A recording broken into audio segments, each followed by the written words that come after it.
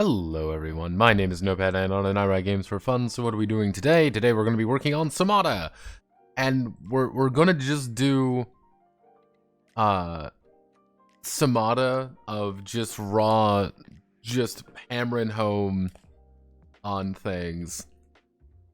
That's really all I'm doing. That's the unfortunate reality, is that I just need to hammer out things and punch my, and start going. Yeah, that's all I have to do at this point. Meant to stream a little bit earlier, but we had a little bit of weird shit going on, as is common. Some weird shit that popped up was, some of you may remember the Bone Box chant. Now, Bone Box chant's a little bit interesting. This is Pandatheus. Yes, Pandatheus, Layla Adelman, formerly Benjamin Adelman, who was fundamental in writing the Illuminated Worlds, which is Candela Obscura's system. Now, this is interesting because of this. Wuso was talking about Candela earlier, and we went to the website saying, oh hey, recent year roundup, it's a bunch of games they played. Cool. I was very burnt out and real joy reading new things with fresher eyes.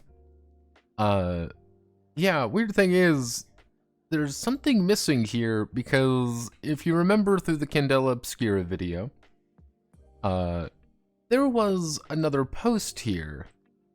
And that other post, if we go right here to December 1st, actually, this is the last place where it was posted. Weirdly enough, for no reason at all that I can find, they removed this post. Everything is illuminated. I worked on a small indie project. They worked on the Illuminated Worlds in Candela Obscura. Yeah, weirdly enough, they just cut this, and it's gone now. I have no idea why they removed this, but then we did a little bit of digging into Candela Obscura, of course, and we have the, let me find the Darrington Press Community Gaming License. Now, the CGL, Community Gaming License by Darrington Press, is a little bit fascinating. Now, you may be wondering, why in the world is this thing fascinating? Well, it's fascinating for two reasons. Well, a few reasons, and I'm gonna go over what Wuso has been finding, because I find this very funny. They're going to be releasing the Illuminated World system in early 2024, and oh, rest assured, we will go over it, because I can do that. Interestingly enough, this license is not ORC compliant, so get that out of your mind immediately. This is not ORC compliant. So, no downstream restrictions are in place, so effectively if you say no bigots, the license can be removed, interestingly enough. The public game content and prohibited content is and will all times remain the property of DRP, and DRP may use, distribute, modify, and adapt public game content and prohibited content at any time for any purpose. Effectively, they own your shit. They have the right to use your shit. That's cool. You're supposed to use watermarks for a lot of things. Yeah, various... Yeah, DRP has the right to develop, acquire, license, sell, exploit, and share materials, products, and content that is substantially similar or otherwise compete with your adaptive content. You, on behalf of yourself and affiliate successors, assign the fully forever release of various content. Effectively, this is effectively the original... the OGL license. This is what they were wanting to do with it. Darrington Press kind of just did this. They did it themselves, but it's the Darrington Press version. Yeah. You will not access the license right in any way that is bigoted, discriminatory, prejudicing to any real-world group, illegal, obscene, or harassing, determined by DRP in its sole discretion. So effectively, they have the full right to say, your thing is bad, therefore it's gone and we own it now. It's great. I love Darrington Press. Interestingly enough, I find all of this very fascinating. It's all in this little document here. Interestingly enough, it doesn't mention Daggerheart at all. It only mentions the Illuminated Worlds. I'm assuming we're going to see a different variant of this for Daggerheart community content, because Daggerheart community content is going to exist, and everyone's going to love Daggerheart community content because our favorite people at Darrington Press, otherwise known as Critical Role TM, are of course going to engage in it. Because that's how that works. Though everything I see of Daggerheart is pretentious as fuck, and they are probably never going to drop 5e, because why the fuck would they ever drop 5e? What are we looking at? Oh, Darrington Press. Yes, effectively Darrington Press has their own OGL. Nodi, have you seen the MCDM playtest? No, I have not. No, I have not. So, let's get back to work. Somata, we have pretty much never really left what we were doing. So, we are still down here with roving and destinations and everything here. This is effectively what we need to do today is just the grinding session of just writing. It's just going to be a lot of writing, everyone. That's why I say it's nothing fun. It's just going to be grinding.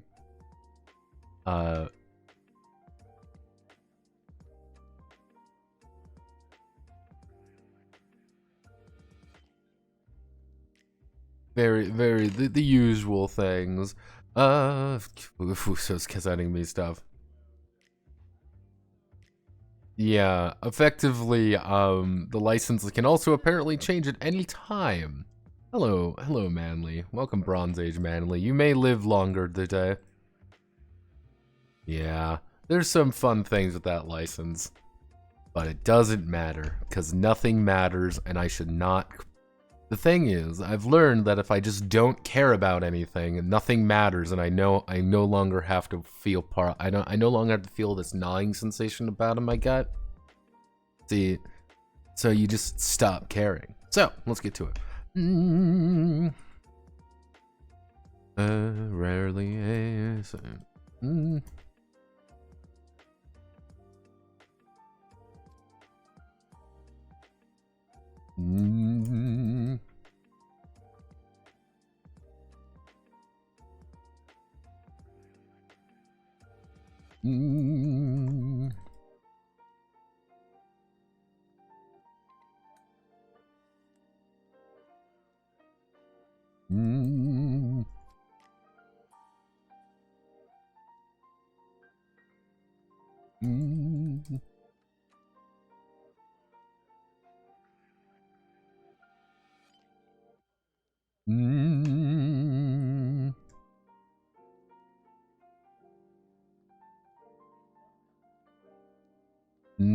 Let's see, the gnawing death is the constant state of exposure. Let's see, gnawing death is the constant state of exposure, and how do I want to word this?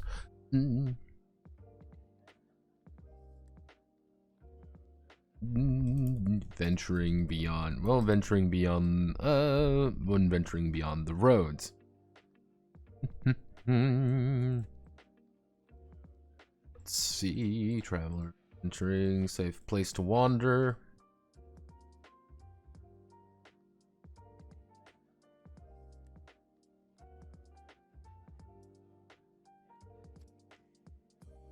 Look at all those YouTubers and web. Can't wait for all those YouTubers and websites that were trashing Wizards of the Coast to make all the possible excuses for those games because it's Critical Role. Exactly. Because literally the only problem was that Wizards of the Coast did it, and people depended on them. And like I've said repeatedly with the OGL fiasco, legitimately, I think the only reason people really gave a shit about it was because the big players damn well knew they were going to hemorrhage money. And it was a huge power play, and if they introduced it more smoothly, I could guarantee you that most most people would accept it. But they didn't really do it very smoothly, and they didn't really do it very well. Here, they're doing it really sneaky and really quiet.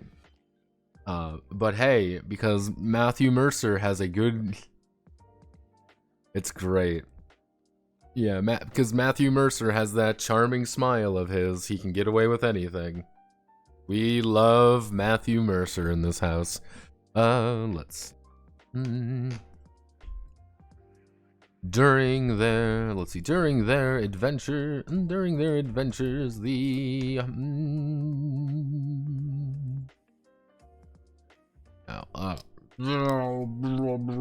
Oh god, my eye. Oh, my eye. My eye. Oh goodness. Yakula is rarely a safe place to wander in the off-season. Travel can be hectic. Even the hardiest wanderers may find themselves chewing on their boots, suckling dew from grasses, or survive their own deaths.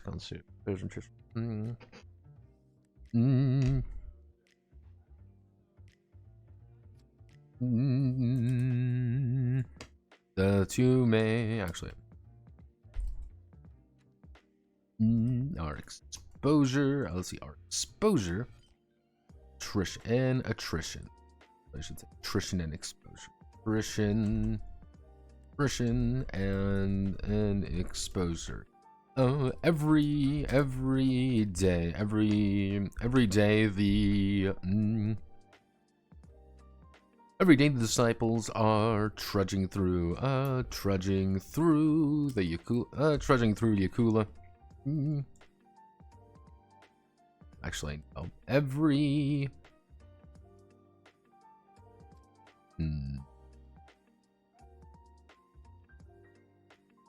would be every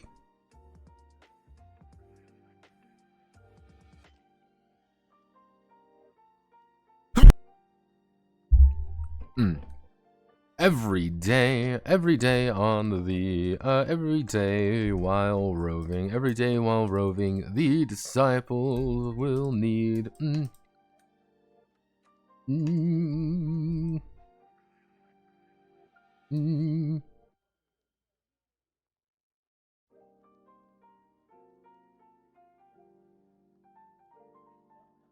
keep themselves marching along.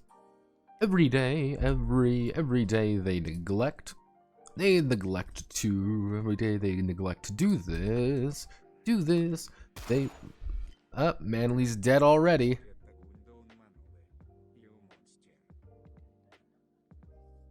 It's new RPG day. You should fix your Discord integration, man. Hey, it works fine for me. It pops up.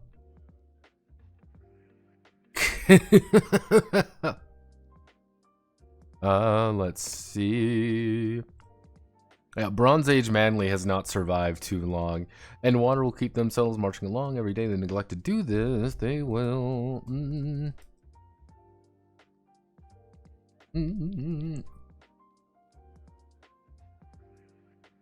Actually, the old see actually no. How do we want to do?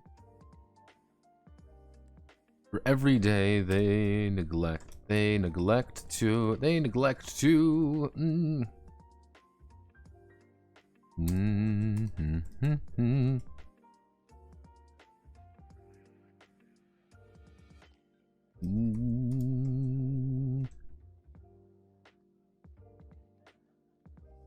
let's see, they will suffer attrition. They will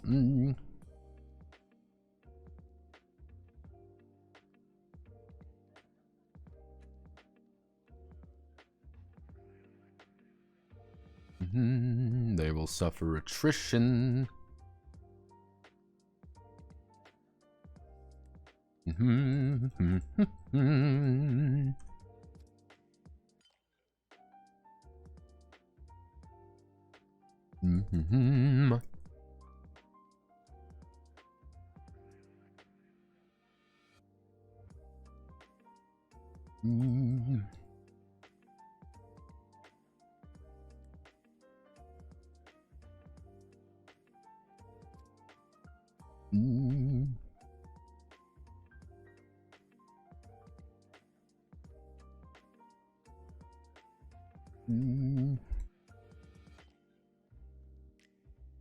This would be D. Mm.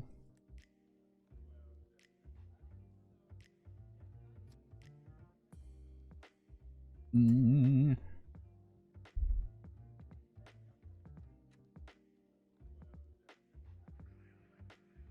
Mm.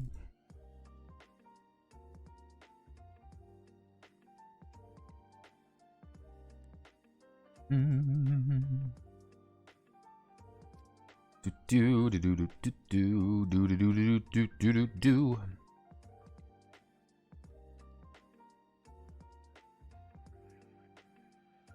Oh, we need to do insert table 2 select the thing, do that.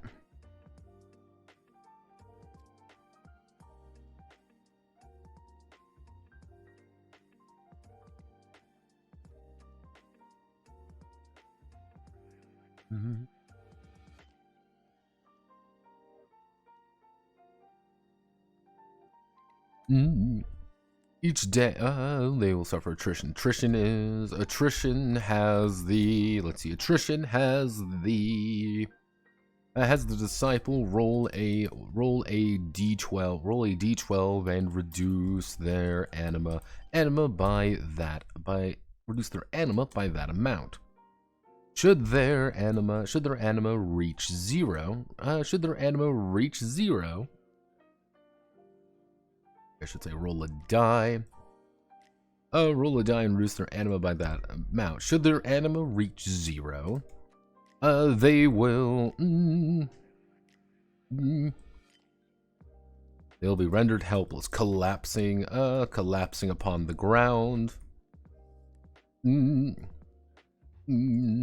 As the buzzards seek to pick their bones. Eating, consuming rations or feeding them, being taken care of. Actually, I should say consuming rations, water, consuming food, water, and anything. Let's see, consuming food or water will reset the anima. Will reset the track, but not recover anima.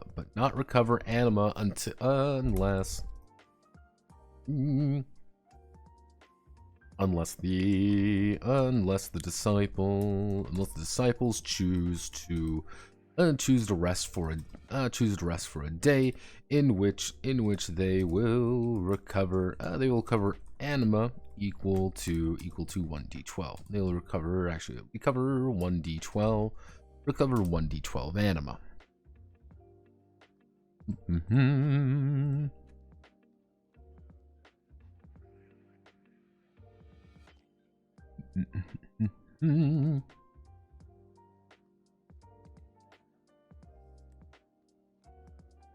Exposure is when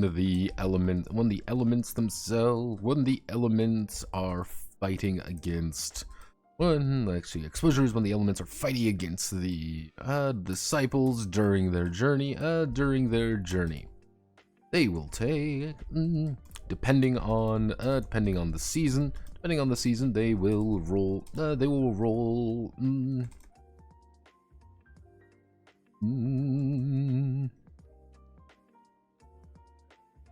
Let's see, they will need to consume additional. They will need to do additional ration.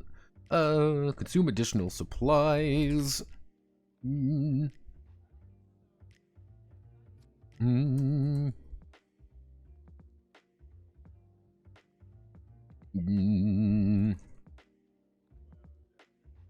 Should they be unwilling, or unable, they will reduce their breath. They will reduce their breath by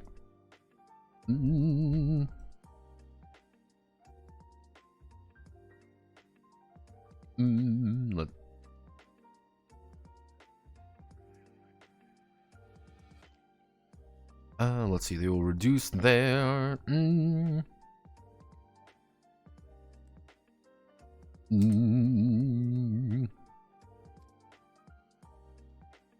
Let's, during the cold sea, actually it would be during the dark sea, actually during high sun season. During the high sun, they will need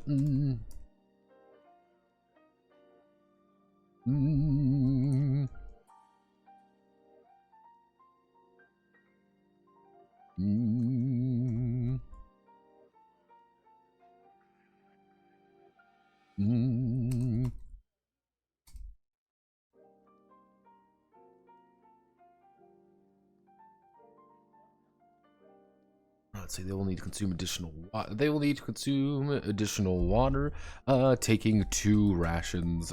Taking 2 rations instead.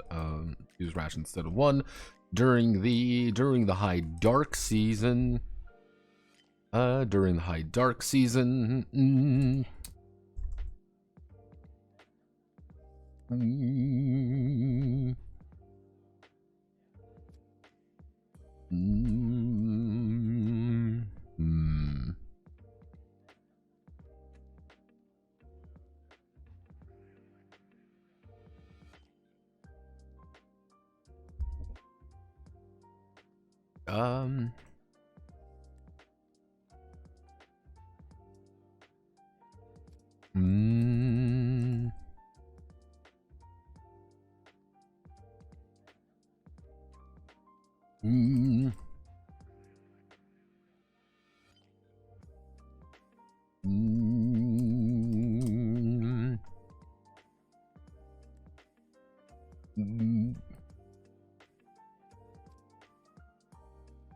Let's see, proper outfits and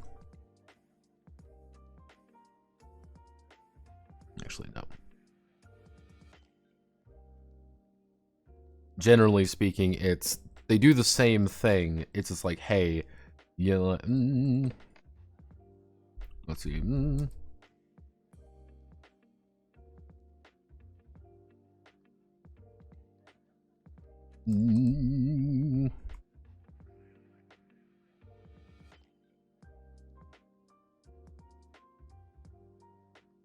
There we go.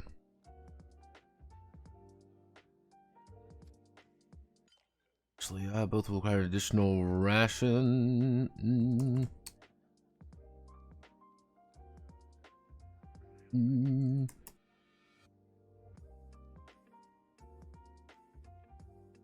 Check to quench the thirst and keep the fire in the belly warm. So effectively, like, the issue here is every time you need to make a check here, let's say you're traveling during high sun, you're going to need 6 rations, effectively. You need 6 rations to get through an entire interval of checks. You're going to have to then burn an additional one, simply because if you don't, you're going to start taking body damage. You run out of rations, suddenly you start becoming exposed and starving to death. Hey, don't worry about it. Dying is fun.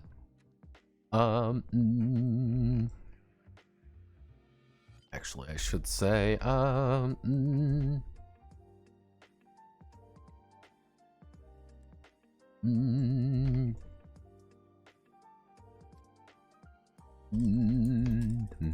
Lounge Bounty. See, all is not grim. All is not grim on the step. For it has a bounty and is more willing to assist. Let's see, is more than willing to assist those who know how to traverse it. Every interval, the disciples may choose to make a survival check. Let's see, may choose to make a survival check to acquire additional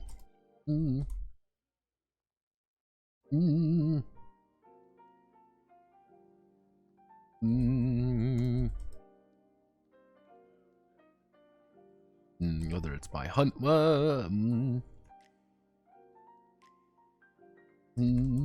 roots, foraging for roots in the ground. Each success will net a single. Will set a single ration. Each success will net a single ration, allowing accomplished. Let's see, allowing accomplished hunters and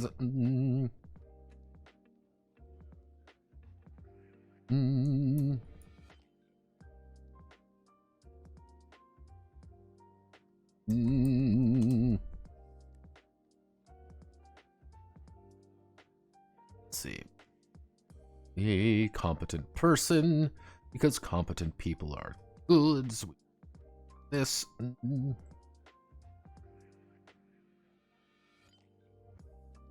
This and we want to season.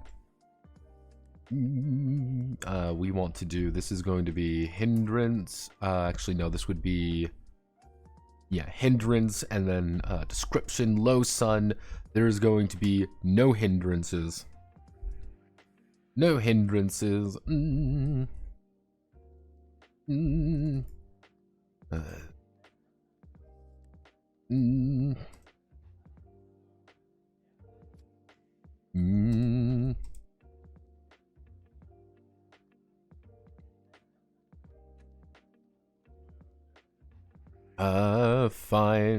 To find and bag it.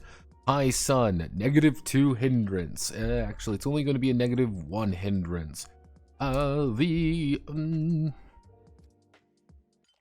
Let's see, crowded around the.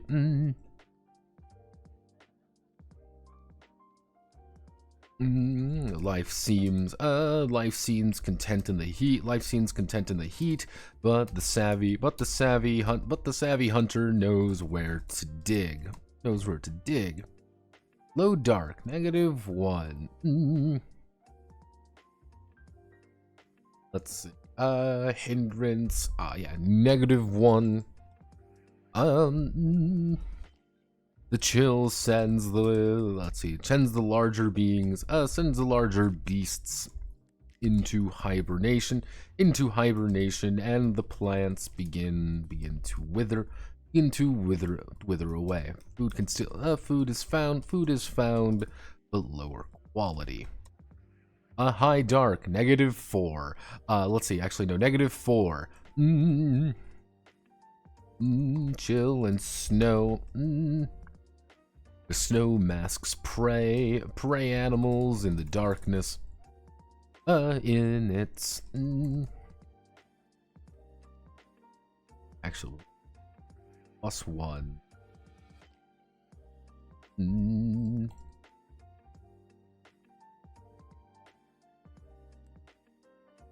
+1, -1. Mask frozen animal in snow mask in its frozen dark in its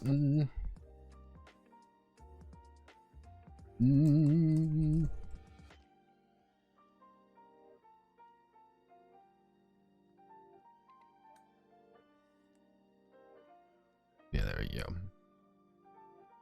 So you're going to be able to find food a lot easier during this time. It's alive with fauna and food. It gets a little bit harder. Hey, we're doing pretty fine. We can still find things, but High Dark is like, do not travel during winter, though. Thank you yet again, Bobby Duke, for sending more people gift subs. Thank you very much. Let's see.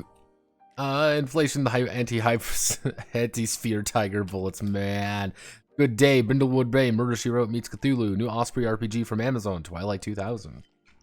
Yeah, Osprey is good. I enjoy Osprey. What are we grinding? We are grinding Somata. That's all we're doing. We just gotta grind today. We just gotta get shit done. We can put a fun image right there. I believe that's really all we need for traveling.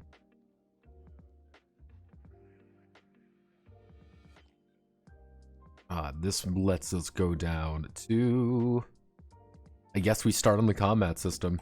Yep, I guess we have to start on the combat system now. Get ready for combat! Woo!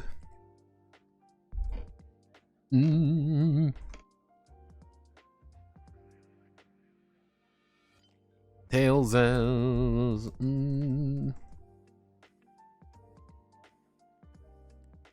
Let's see, actually...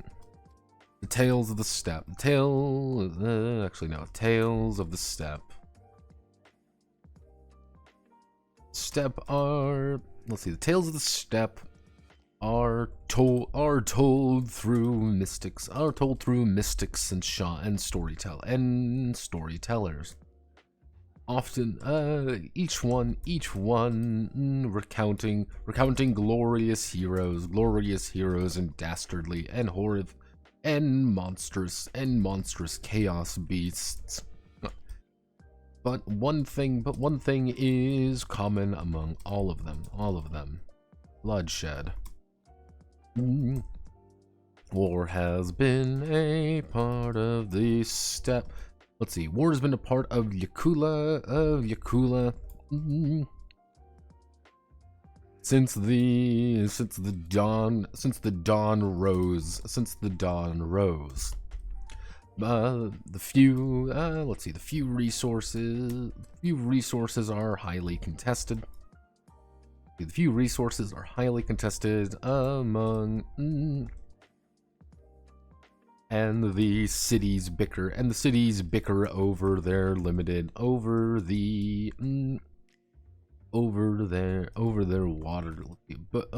water and supplies. Every few years a war breaks out between the clans, the cities, and never to forget the frequent tribal raids. That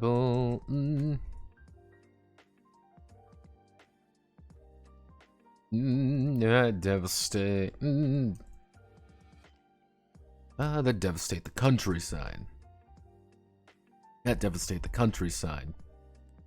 During the slaves to Amrato. See, the slaves to Amrato are no strangers to violence.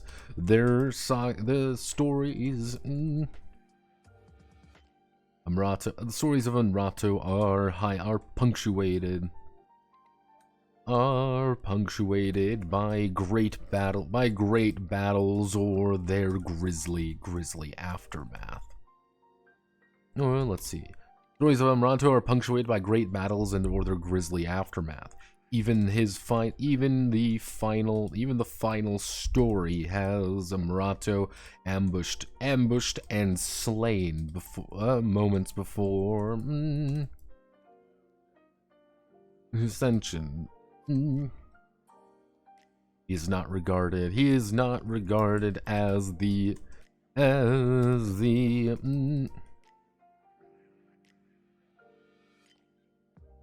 for he is the corpse god. One who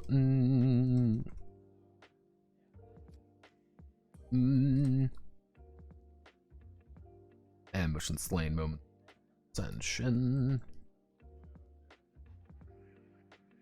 Pretty much would be like, hey, Yakula's very, hey, combat's gonna happen. You're gonna get into a fight. No matter what you do, you're gonna get into a fight, and because fights are human, they are very common on the Yakula.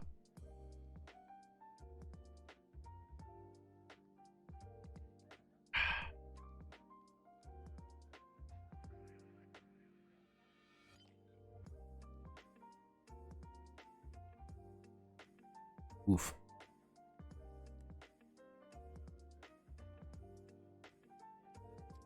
Ow.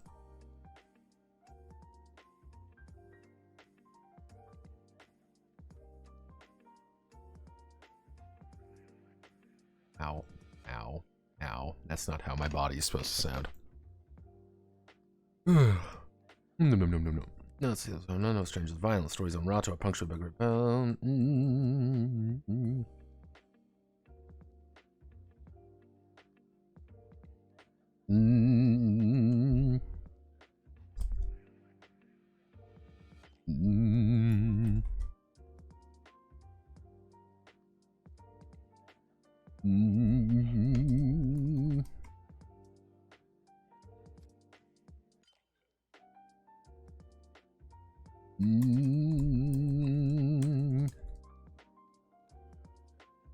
We'll need to defend them. We'll need to defend themselves.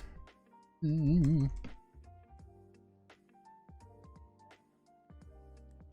need to defend themselves by any means necessary.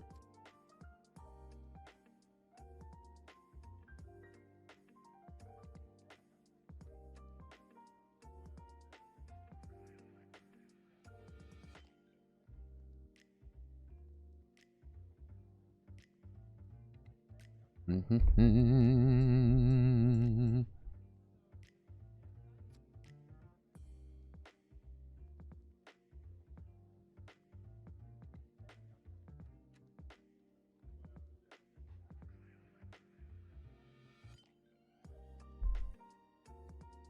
now we get into the complicated part. What do we exactly need for combat? So, first things first, combat fundamentals. What is combat really going to be like? How are we going to do this? What are the fundamental aspects of getting into a fight? Yeah, combat fundamentals.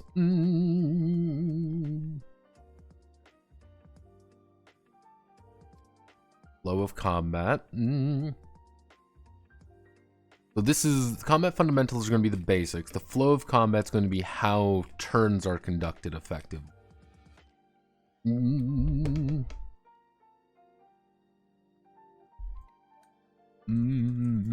Let's see. We want to do the strike. Drawing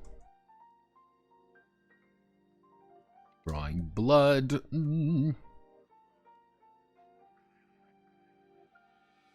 Dying in the grass. Okay, so combat fundamentals. What is combat actually going to be like? Combat's fucking deadly. You don't want to be in a fight. Fighting is dangerous, it is confusing, and it is something that is very hectic. I want combat to be very lethal, but combat should feel decent at the same time. What's the flow of combat? How do we get from A to B? What's the actual kind of back and forth between combatants, and how are they planning on doing various things? What happens when we actually attack and hit? What's going to go on? How are we going to calculate that? Which is going to lead into, how do we die? How do we die horribly and bleeding to death? Okay, so let's do the basics. We want to do heading 3.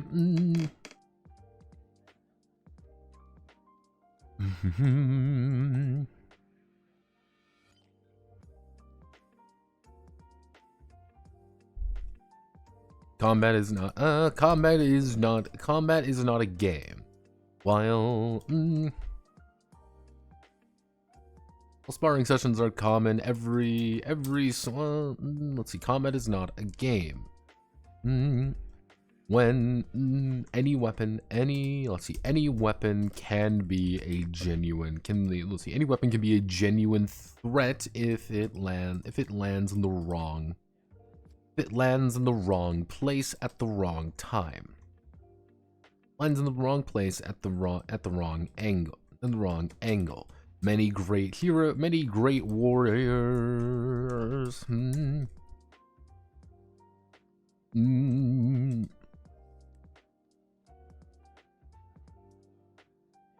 great warriors of the clans have met grisly ends at the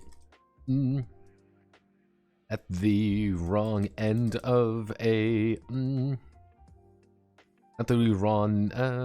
many great warriors have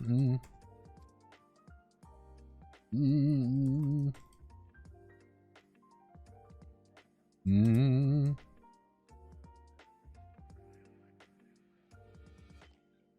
And their back is left exposed. Mm. Every swing or stab made by a disciple is chosen and carefully calculated. Aiming and they will need to aim where. Mm. Mm.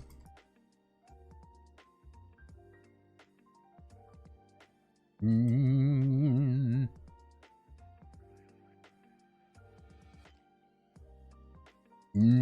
Let's see, striking an armored.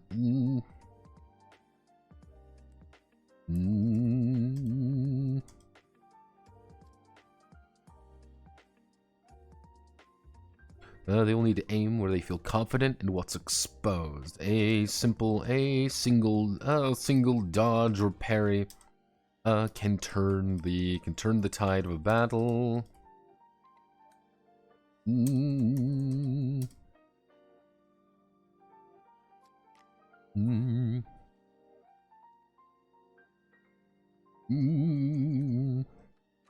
Single dodge or parry can turn the tide of a battle quickly. Against those who.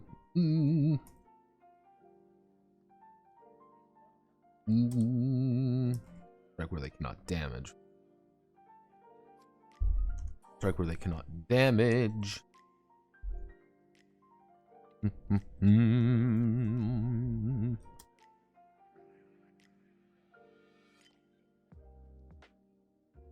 Stamina plays the.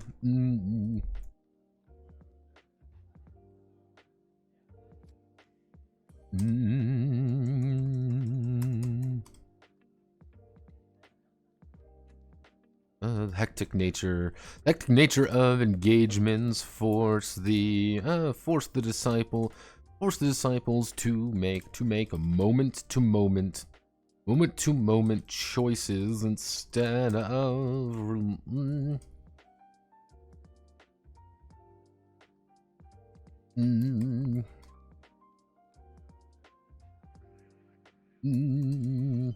or the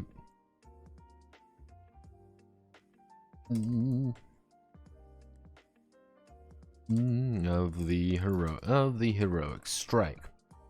In short, combat is deadly. Combat is a deadly, hectic, and calculated affair. A competent warrior will emerge victorious against the untrained. Let's see. A competent warrior will emerge victorious against the untrained,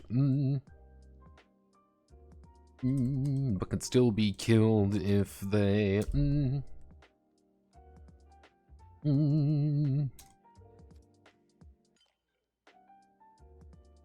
Let's see. Where they strike where they are weak.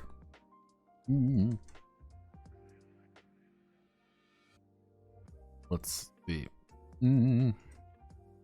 Death is not measured in life. Death is not measured in life points. Death is not measured in life points, but the blood which flows through through one's veins. And the breath which carries life. Kind of a very waxing philosophical thing of being like, combat's incredibly fucking deadly, please do not engage with it willy-nilly. Combat is going to kill you, so we want to do the flow of... Okay, now this is going to be a little bit weird, so I'm just going to write this out in plain text, effectively. So... At the end, Actually, no. Combat begins. Combat begin. Let's see. Actually, how do I want to do this? There are three scenarios. There are three scenarios in which combat begins. This combat begins. A defense. A skirmish, ambush, and defense. A skirmish, ambush, and defense. Skirmishes are the most common.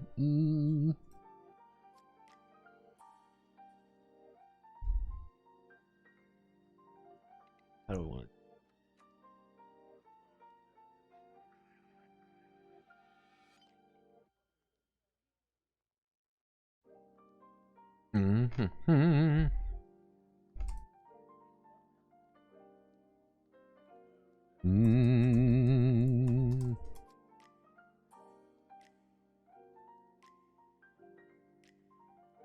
Let's see. Skirmishes are the most common instances of battle. Both sides draw steel and prepare for war. Whoever has the highest instinct, will act first. Then we'll descend in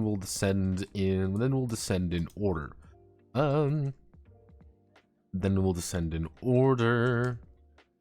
Ambushes, let's see, ambushes, and defenses are two sides of the same coin.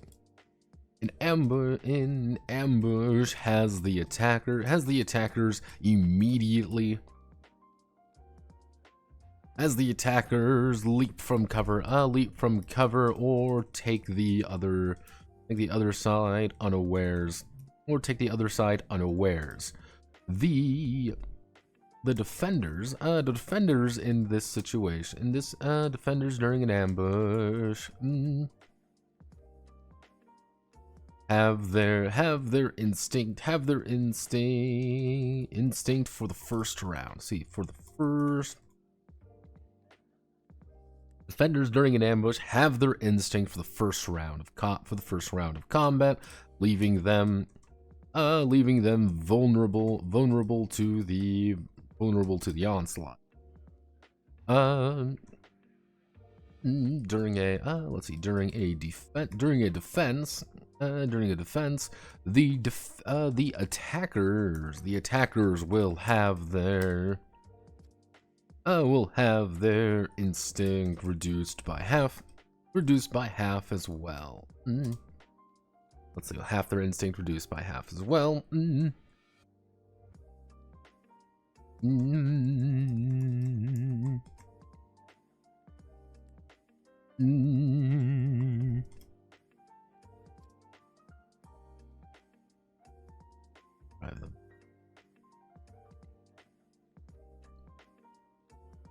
Three scenarios in which combat begins: an ambush, a skirmish, ambush, defense.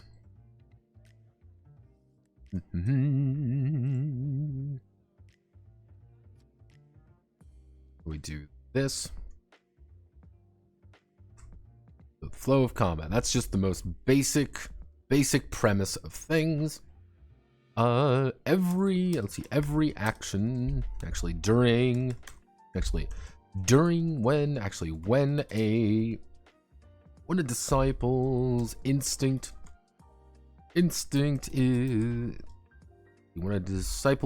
is called,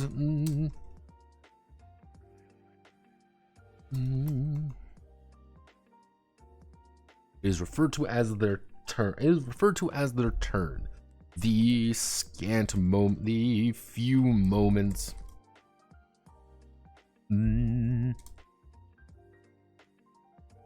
Let's see. When the disciple's instinct is called, it is referred to as their turn. Few moments of intense action before.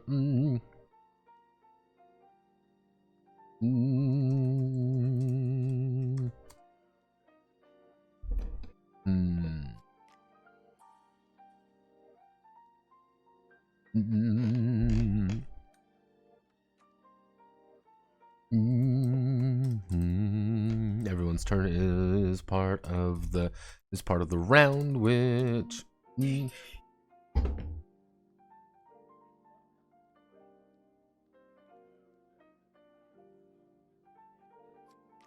Hello.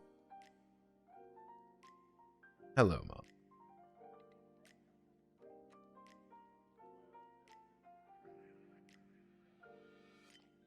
Let's see what my mom sent me on Instagram, everyone. I don't have Instagram, as I've said repeatedly. And I've told her I don't have Instagram.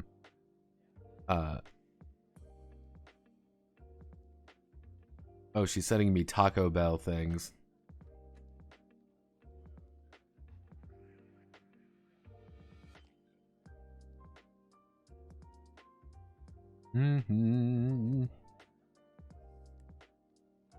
Now, here's the thing. My mom knows that I'm doing this fasting thing. And she's still sending me food things because I think my mother hates me. When the disciple inflicts instant scald for treasure turn. Everyone's turn is part of the round, which.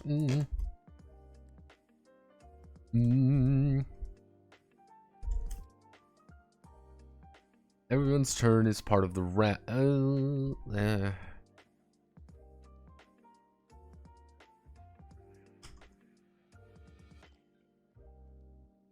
is part of let's see. Everyone's turn is part of a bout. Is part of a bout. A series of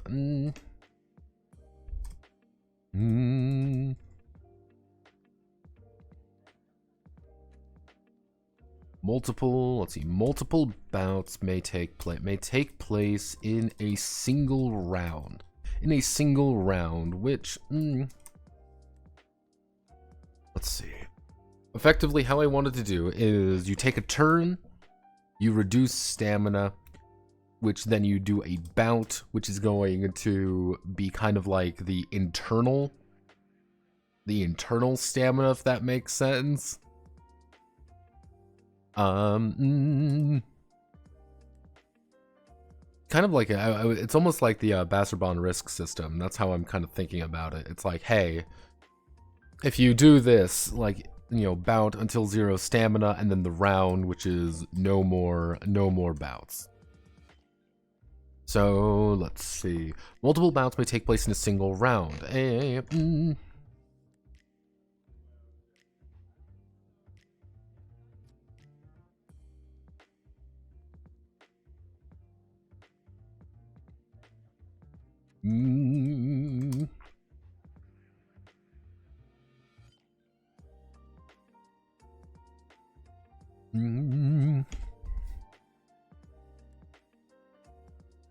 So,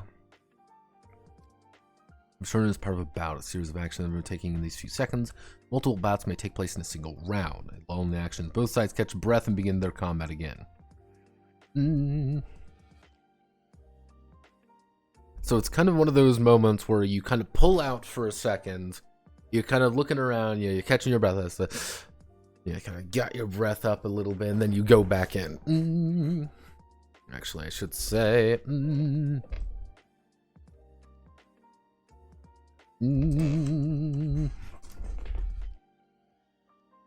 Let's see. Disciples may continue taking actions during their turn.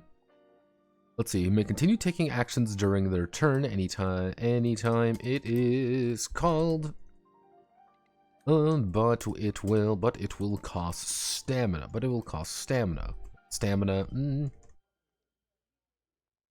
If they no longer have stamina, they may not act or defend themselves. However,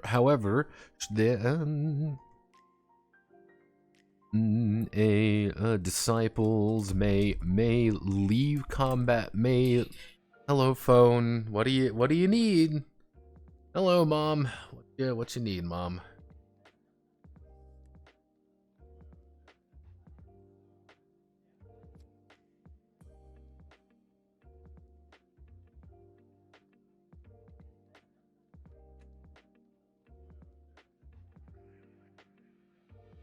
Let's see. Disciples may continue taking actions during the term any time. Disciples may leave.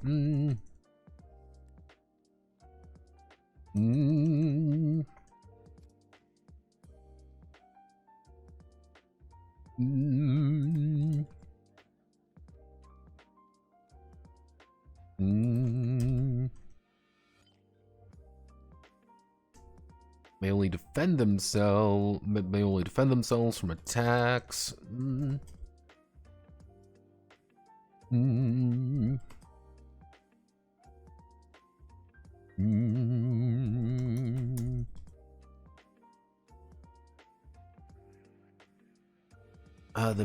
Let's see.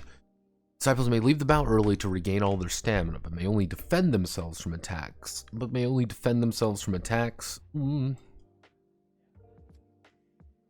Rather than proactively going after.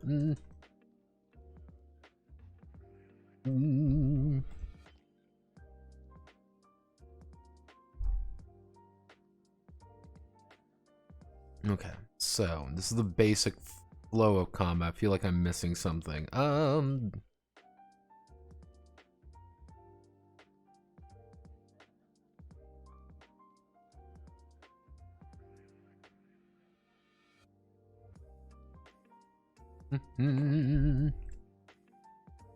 Okay. Do this idea. It's a little bit. Initiative is back and forth. Then we move here.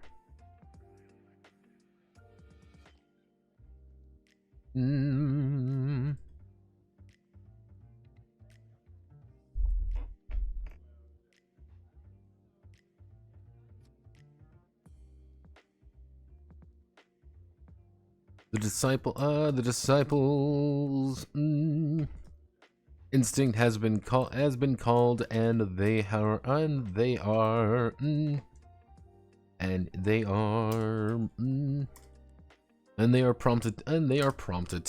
prompted to act. Instinct has been called, and they are prompted to act. There are each action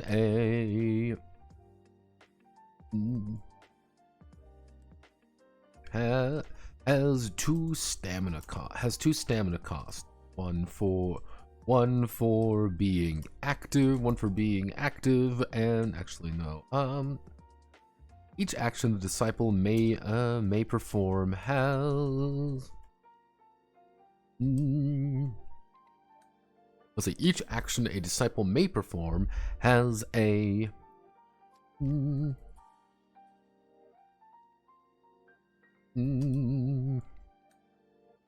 Let's see. Each action the disciple may perform has a stamina cost, requiring they burn away a part of.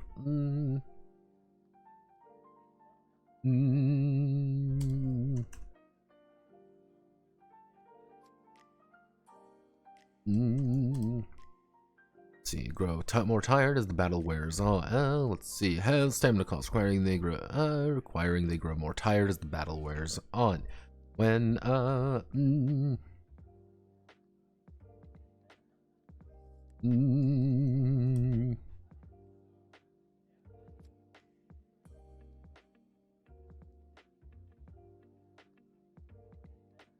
let's see, stamina drain takes place immediately after the action is announced. The action is announced. Multiple actions may be strung together. By paying the full stamina cost plus one. Let's see. Multiple actions may be strung together. Multiple actions may be strung together by paying the full stamina cost for each. But incurring a tax of +1 stamina. For every action after the first. Footnote. So if a performs two actions, they would add in additional +1 stamina tax. There we go. It's kind of the idea of like you can move and attack, but moving and attacking would cost you 1 additional stamina than you normally would need to pay.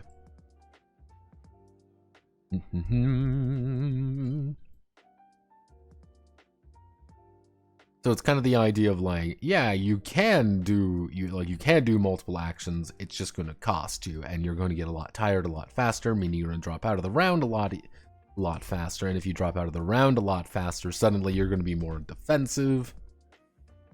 It's kind of like, do you burn all your stamina right away, or do you not? So, okie then.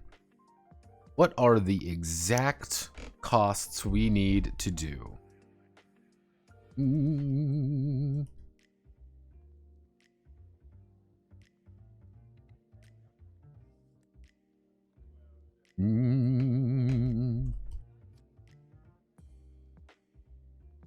Okay, so actions. We need to do actions.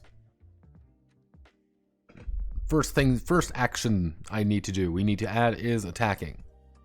Let's see, attack with a, attack with a weapon. So, we're making an attack. What do we have to do? Cool. Second, we need to,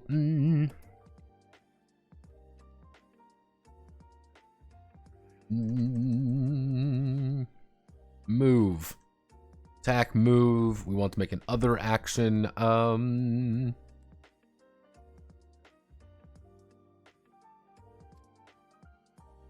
Let's see, we're attacking, we're moving, we're doing something other than attacking or moving.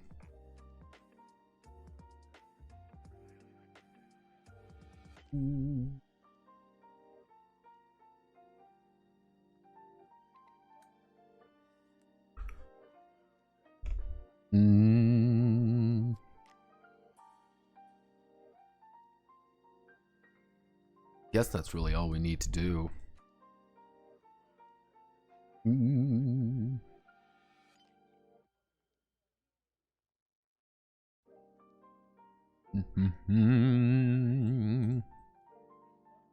Making an attack. Armed with steel, the disciple goes in for an attack against an enemy which is within range of their range of their weapon. Which is in range of their weapon. First the disciple will elect what kind of attack and angle they are. Let's see. First, the disciple will elect what kind of attack and angle they are striking at,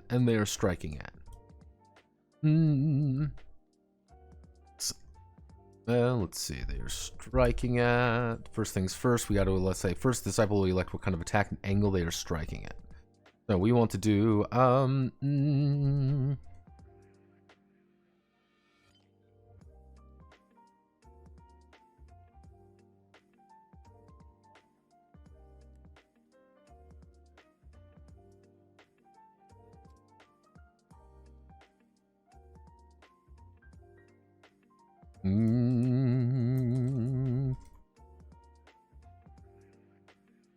where is the exact thing I want? This is going to be incredibly, like, we're being a little janky here, but janky is what I do best. The riddle of steel, the riddle of steel.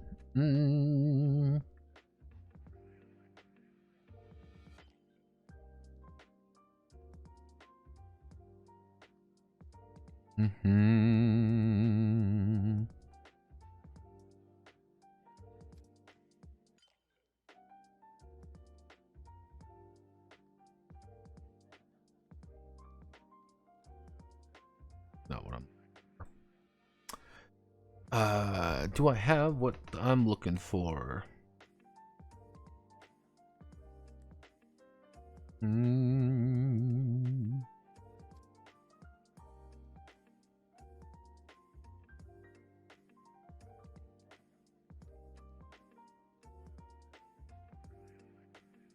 Hmm.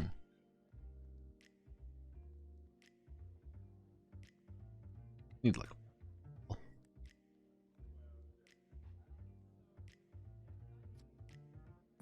human anatomy. Yeah, human anatomy paper doll.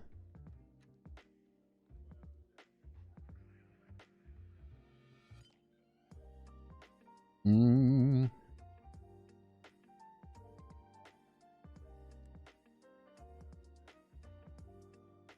Hmm.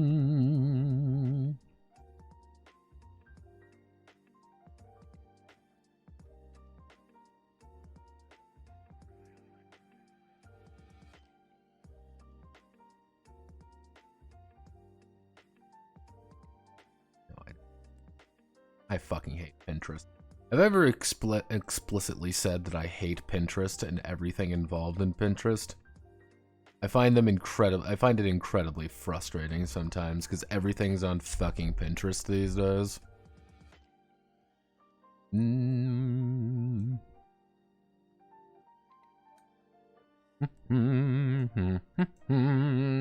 Eight.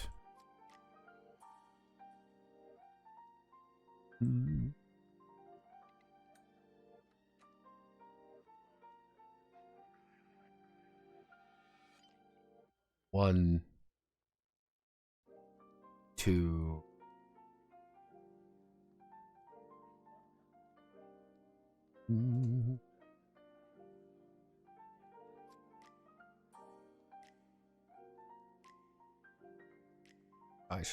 Maybe I should show this to everybody. Da da da da da da da. Da da da da. So we want to do technically moolish. Put this into moolish. I need to make this nice and pretty. I would literally need to get someone to help me with this to make it better. So if we want to do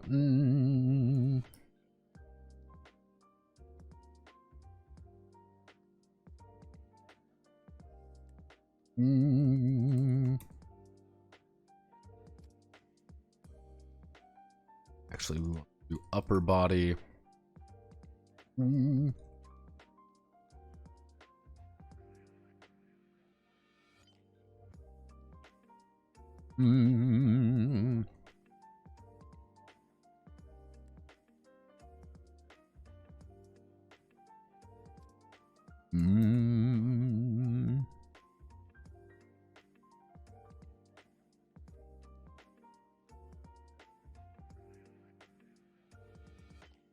This isn't perfect, but it's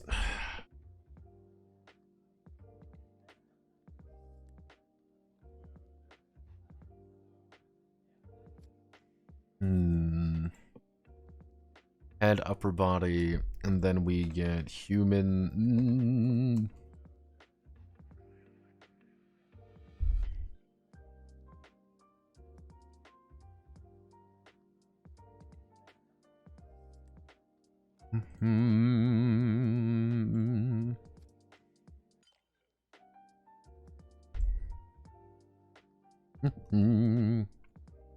Okay, so lungs we would want to do. We're going to bring this down to 17. We want to do lung.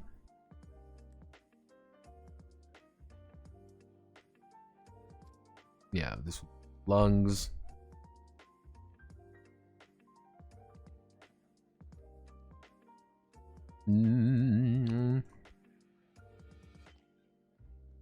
Actually, we can probably do chest.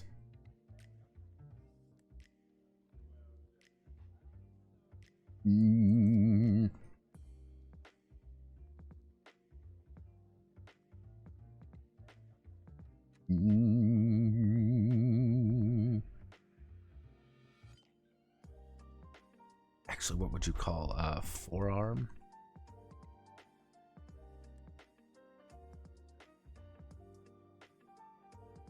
Mm.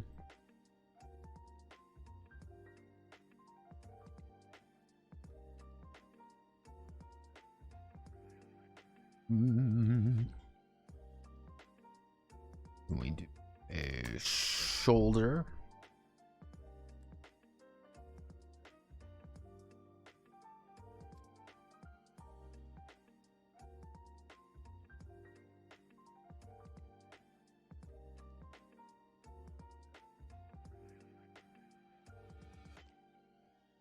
Mm.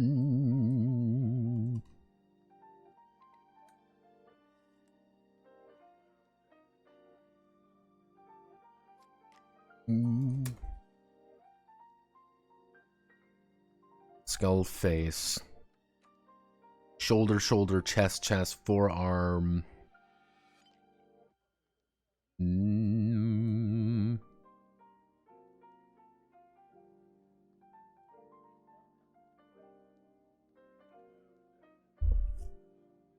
Mm.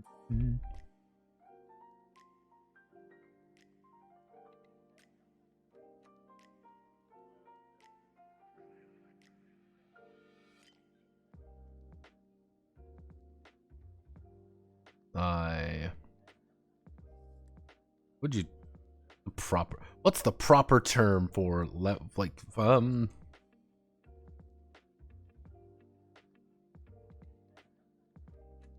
Mm,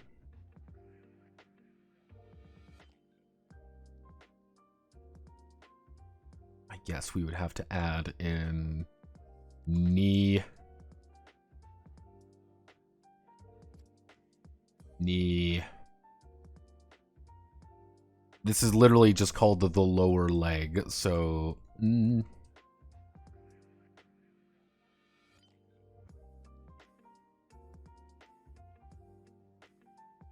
Mm.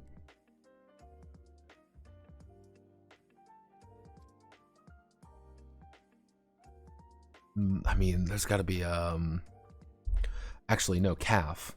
That's what it would be called. It's your calf.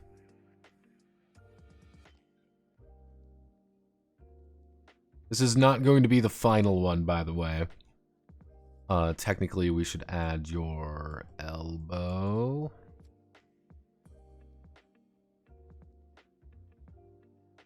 Elbow. Mm.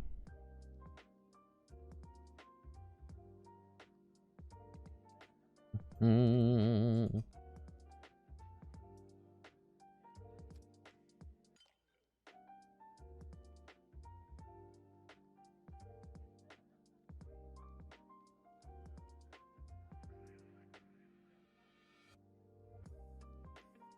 Mm-hmm.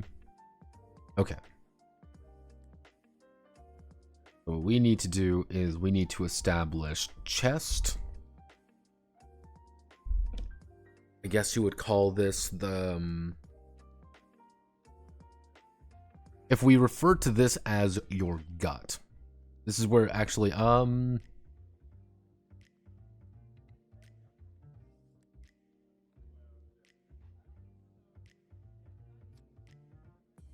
being stabbed through the chest.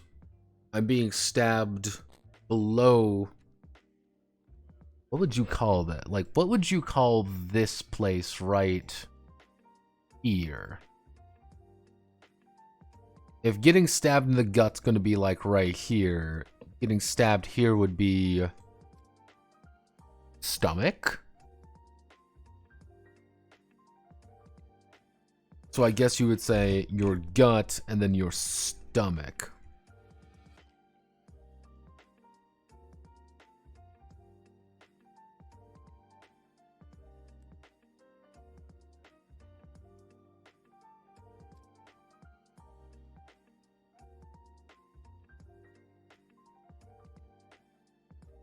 I'm gonna stab you in your shoulder. Think, okay, it's in your shoulder now. Hey, I'm gonna stab you in your gut. And that's there. I'm with that thigh, knee, calf, ankle, foot.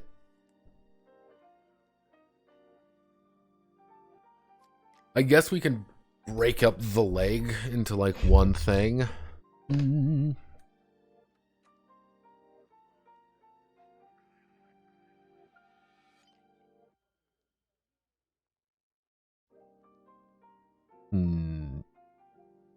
Okay. This will work for now. I might change this later, but I just want to get the basics of combat down.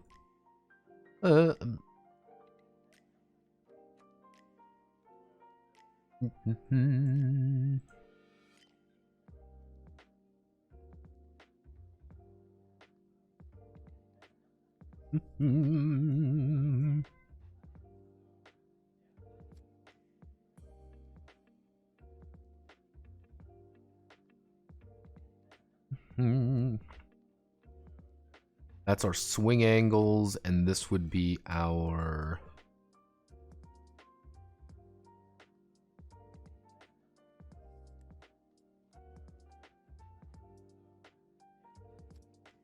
We need to... Ooh.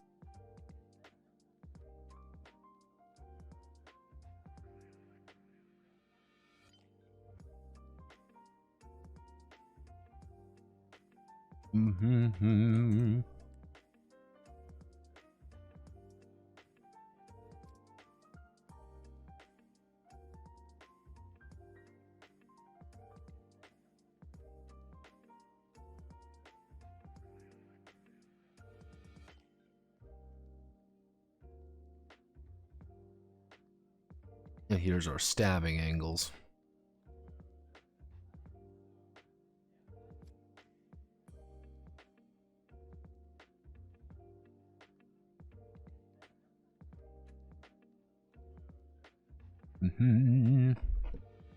Yeah, so we can probably up a little bit. Ooh. Boom, there we go. So, what kind of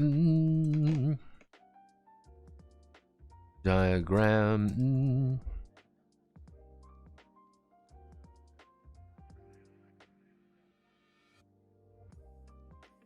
The top diagram indicates the swing arc, the swing arcs available. The swing arc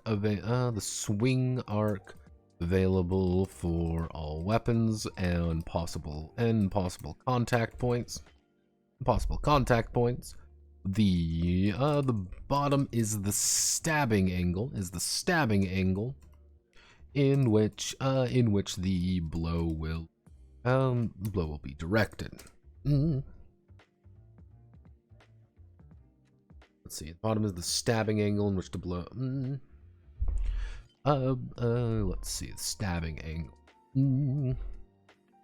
Not all weapons. All weapons. I should say. All weapons can be swung. Or stabbed at the enemy, but their effectiveness will vary. Next, after declaring their intent, they will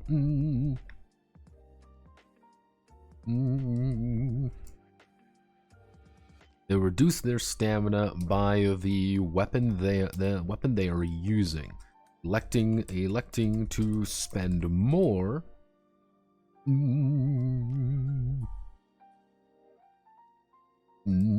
Actually, add extra power to the swing.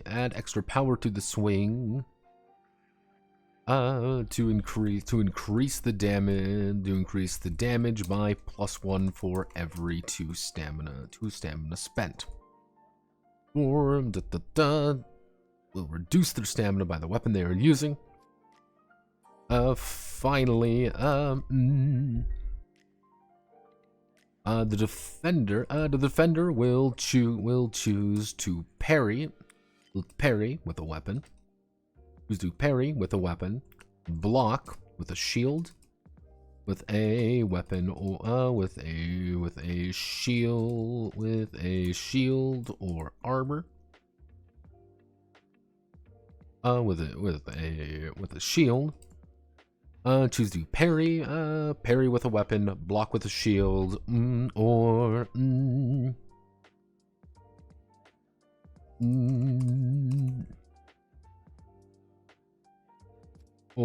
counterattack. Both sides will roll their combat. Let's see. Both sides will roll their combat ability. Let's see. Combat. Both sides will roll their combat art.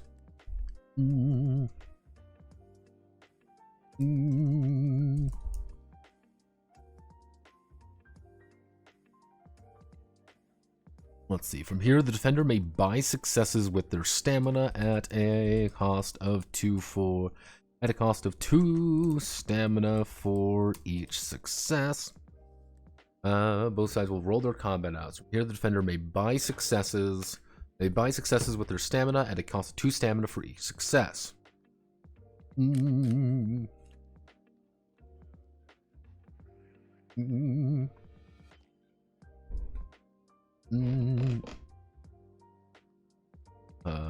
Before the roll, the defender may spend may spend 2 stamina to add in to gain momentum on their defense. Let's see. Both sides will roll their combat out. Before the roll, the defender may spend 2 stamina to gain momentum on their defense, increasing the total number of die rolled by 1, increasing the number of successes. Increasing the number of successes they have.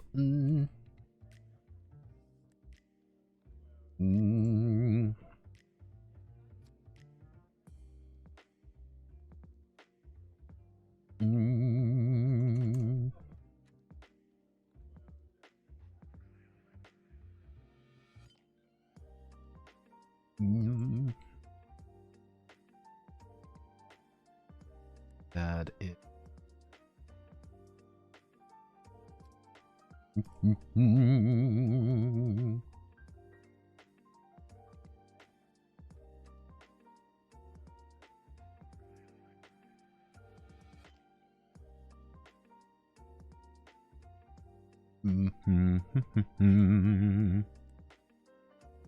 So we want to do attacker win, defender parry. Let's see. We want to do attacker success, failure. Let's go all the way back up, just double check to make sure we don't have any problems.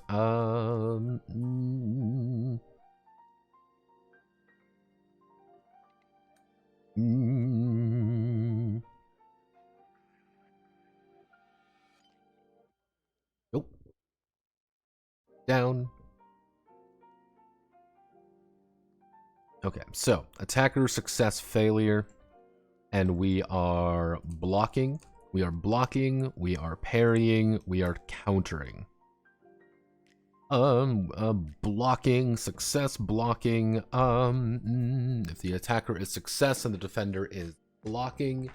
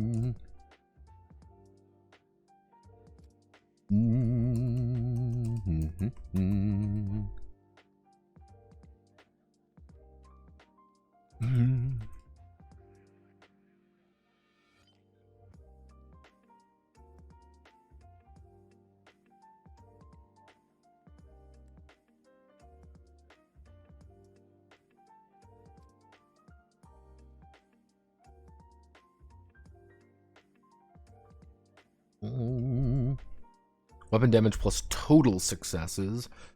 Failure.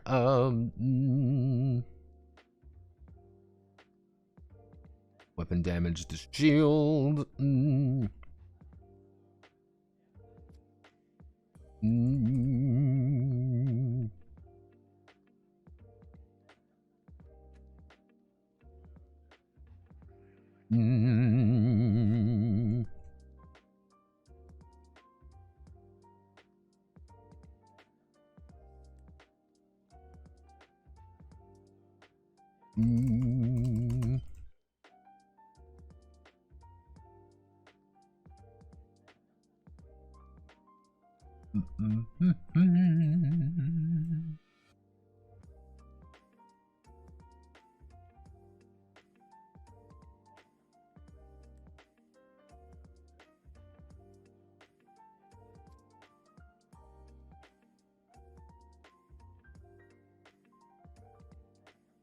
Okay. So, basic premise. I've got three dice, and let's say you've got 2. Or D12. God. My life is falling apart.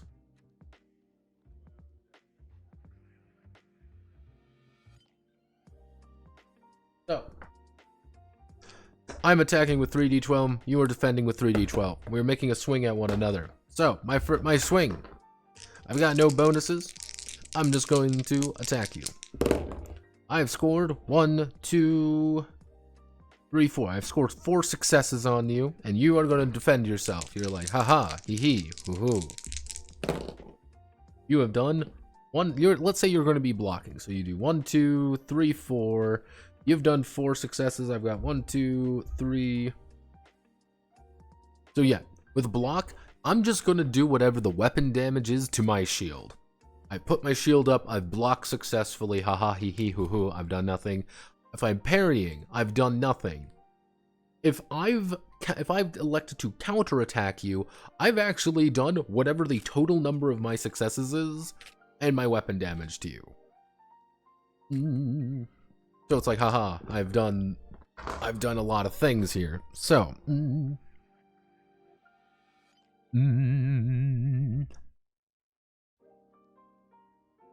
see.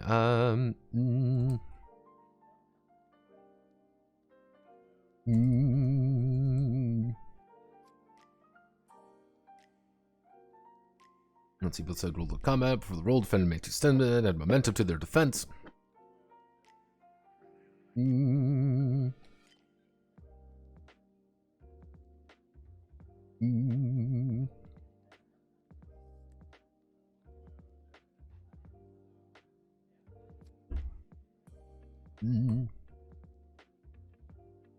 After the dice are rolled,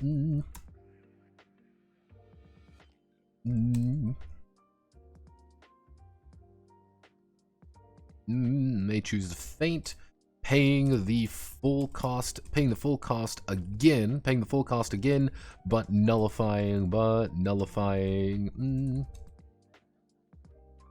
the result entirely. Hey, you've made a counterattack on me and you spent a bunch defending. I'm going to feint. However, the problem with feinting is that you are burning a lot. You're burning a shit ton of stamina to say, nuh-uh. You didn't just counter me and immediately fucking nay-nay me. No, you didn't. Yeah, it's kind of like, hey, you've burnt a lot more stamina than you probably intended on doing. And because you've burnt a shit ton more stamina than you intended, you're now at a disadvantage. You've burnt more than you've gained. You have spent a lot more for nothing. And now they're going to get a chance to attack you now, and you have a lot less stamina to work with.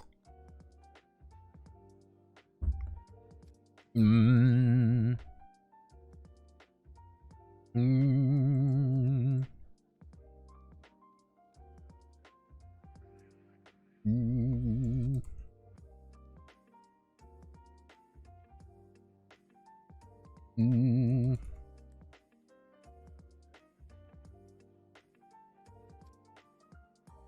Mm.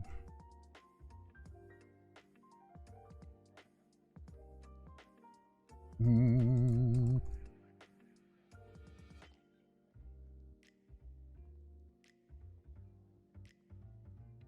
Mm.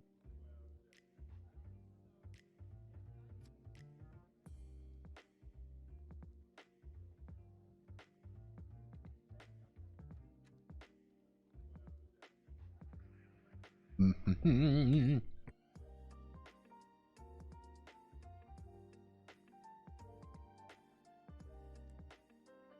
Mm.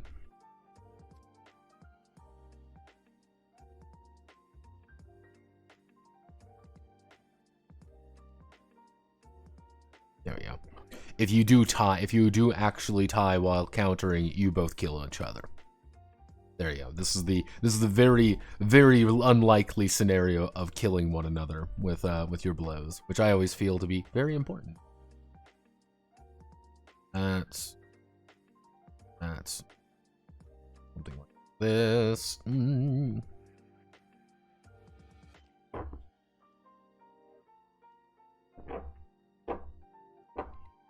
Mm-hmm.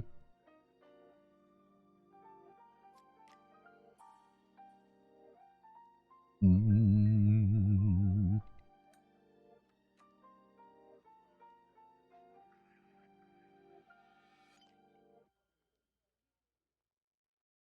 Mm. Actually. Mm.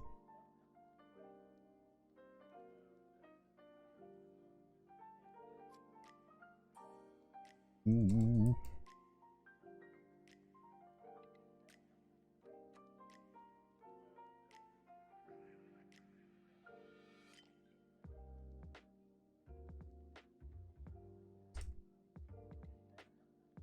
Everything is in the attacker's hands, so being an attacker means you are better off, if that makes sense. You are better off than if you are not a attacker. If you're just defending, if you're a really qualified character, you're going to counter. If you counter, you're going to effectively be able to say, okay, you're attacking me, no, and then immediately attack them again. Except if you tie, and if you tie, you kill each other. Mm. Mm. Mm.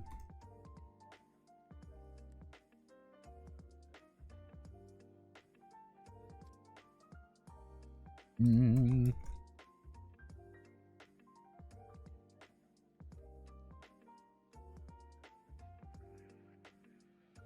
It's kind of the idea is like being proactive as a fighter is important because you are the one making a call on how to spend your stamina.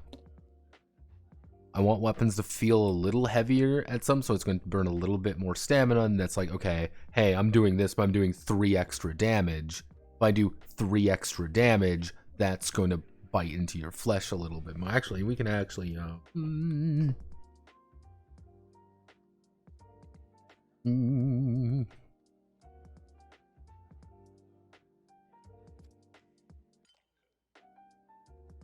There we go. Make that a little bit more tempting. Burn a little bit more stamina to increase that damage up pretty exponentially. So it's like, yeah, keep burning stamina. You want to burn stamina, burn stamina, burn stamina. Is there any other amazing, awesome, cool...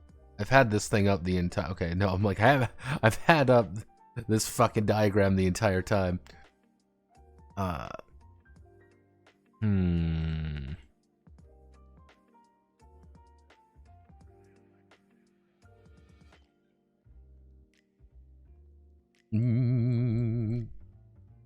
Actually, no, we have to do, if the attacker is successful, they will roll to determine the hit location and reduce flesh bone, flesh, bone, or and reduce flesh or bone in the appropriate area, and then reduce flesh or bone in the appropriate area.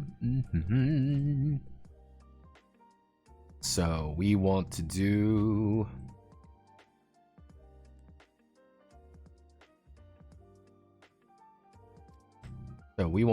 head, upper body. So we want to do location, head, upper body. Hello, car outside. Lower body. Low. Low. And this is going to be 1 through 3, 4, 5, 6. Actually, this is 1, 2, 3. Actually, this should be 1, 2, 3, 4, 5, 6, 7, 8. 5, 6, 7, 8.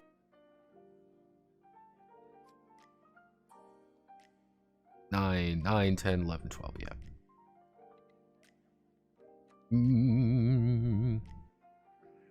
You're swinging low, you're going to hit skull.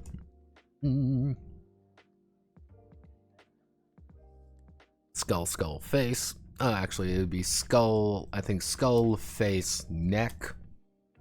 Upper body, we're swinging for the upper body. We're going to hit shoulder, elbow. Shoulder, elbow, neck. We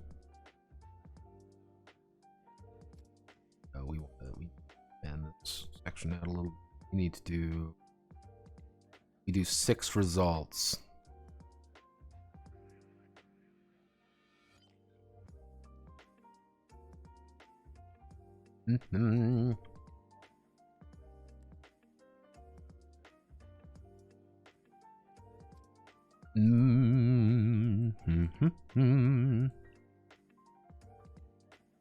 So we want to do 1, 2, 3, 4, 5, 6, 7, 8, 9, 10, 11, 12.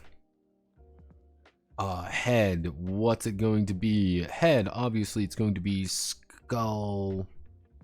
Skull. Skull. Face. Face. Neck. Face. Neck. It's coming down. Sword's coming down. It would go past your skull, off your face, into your neck, effectively. Upper body. Shoulder, elbow, neck, because you're swinging in that angle, so you would be able to hit the neck, actually. So it would be shoulder, elbow, neck, chest,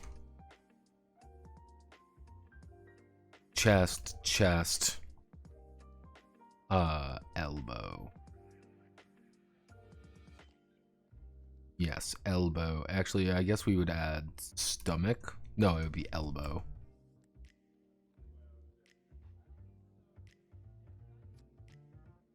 Shoulder, elbow, neck, chest. Shoulder, elbow, chest, neck. Yeah, not stomach yet. Lower body is going to be elbow, stomach, chest. Actually, we're going to do just stomach, chest, gut. Actually, I guess we should have forearm in there somewhere. I guess we do forearm, stomach, gut, elbow, gut.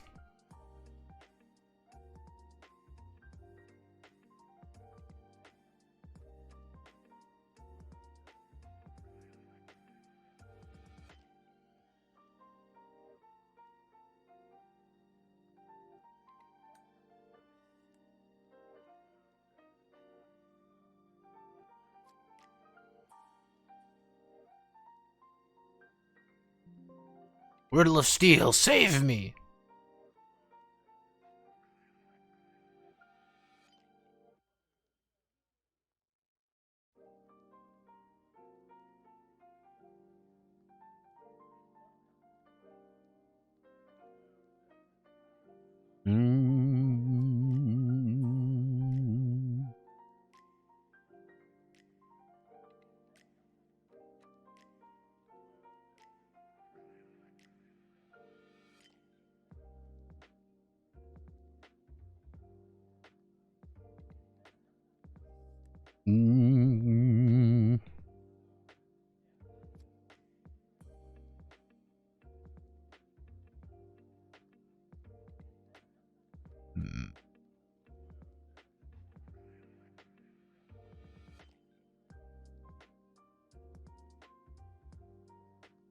Unless we double the results again.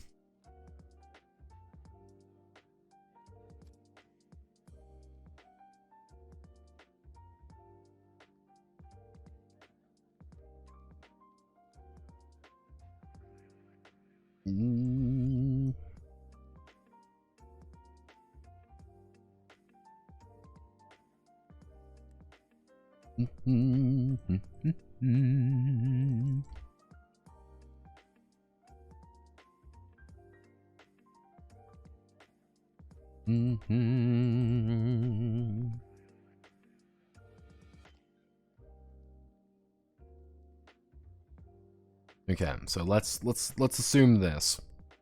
This is a little bit wonky, but we want to do skull.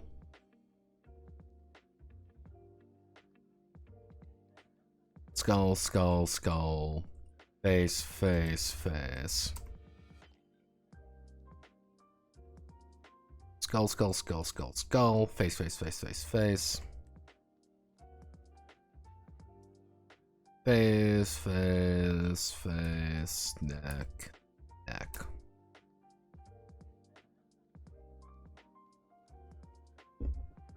Should probably shrink this down. I could probably shrink it down a little bit. That might help in this front. However, what are the available locations to actually hit someone in the upper body? So we've got shoulder. Let's actually just fucking copy this down from here over up here.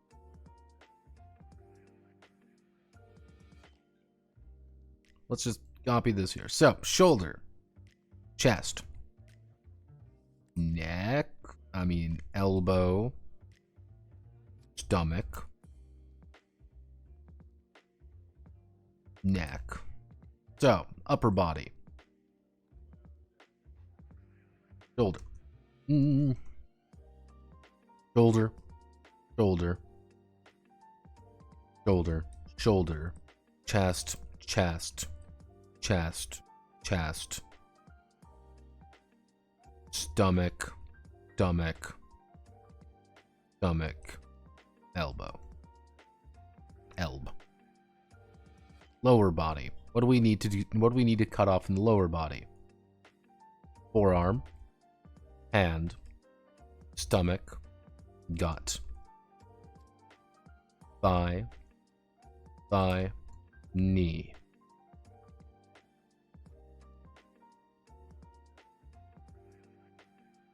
Forearm, forearm, hand, had,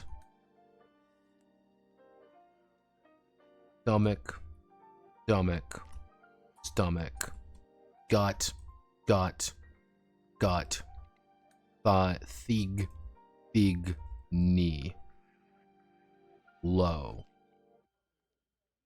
foot, foot, foot, foot, ankle, ankle, calf, calf, calf, calf, knee, knee.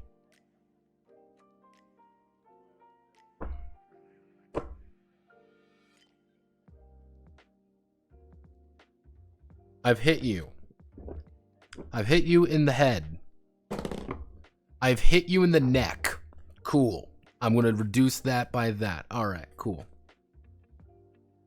I've hit you in the upper body. I've hit you in the shoulder. I've hit you in the lower body. I've hit you in the thigh. I've hit you low. I've hit you in the foot. I slashed down, I slashed down and I just struck you in the foot. Alright. Concept work. Concept works, table needs work. The basic premise does, in fact, function.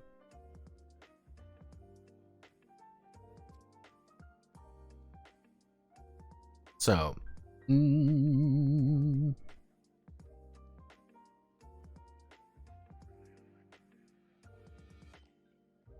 so stabbing is going to be a lot more precise, but making a swing has the advantage of the other person doesn't know. They're gambling, effectively. You're making a swing. If I'm saying I am stabbing for your right thigh, then you, the player, know, hey, you're stabbing for my right thigh. I damn well know I'm already armored there. I'm just gonna fucking counter.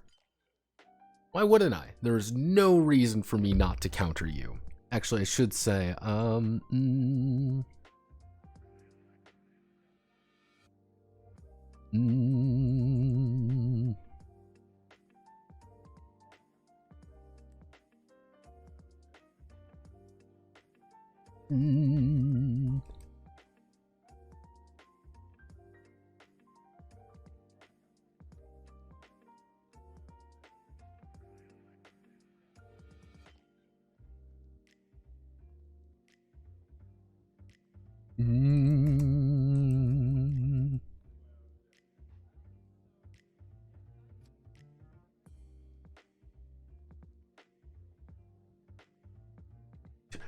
I choose to do nothing. Yep, you can just do nothing if you somehow... Effectively, failure there, they would have a target number of 1, effectively. Like, do you hit? It's like, yeah, they're effectively operating at 0 if for a failure. Like, you can't really fail someone who's not trying to fight you. But actually, you know what? It would be...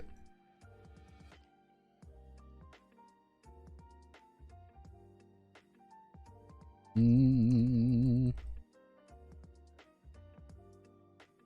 we go.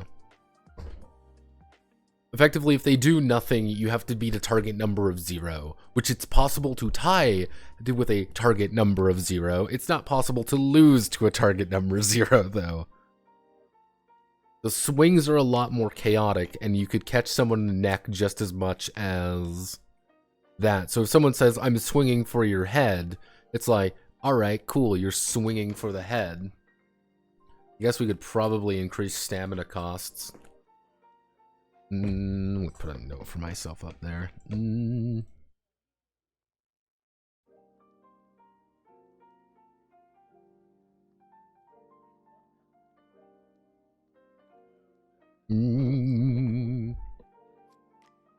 gain Brozoof.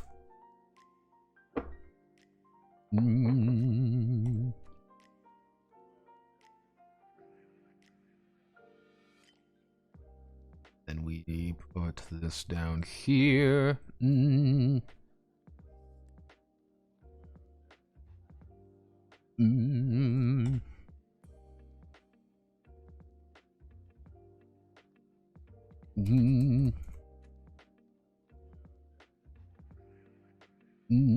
Let's see. If disciple has a ranged weapon, such as a bow, such as a bow, they will.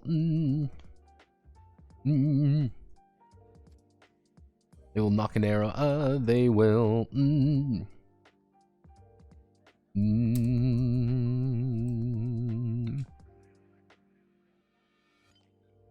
Will make an attack. They will make an attack as. They will make an attack as normal. I guess we can actually add in. It reminds me. I guess we need to add in dodging, because I never really thought about dodging.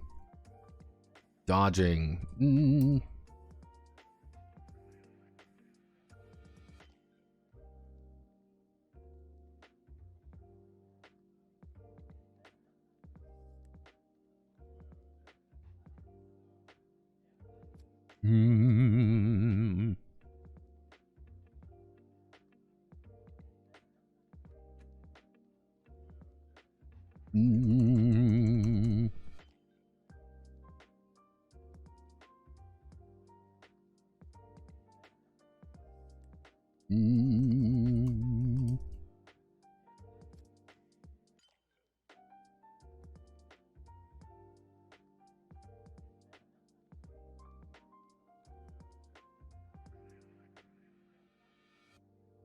Mm.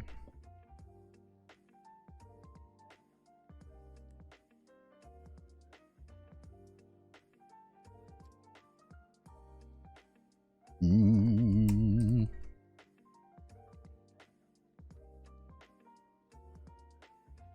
Mm.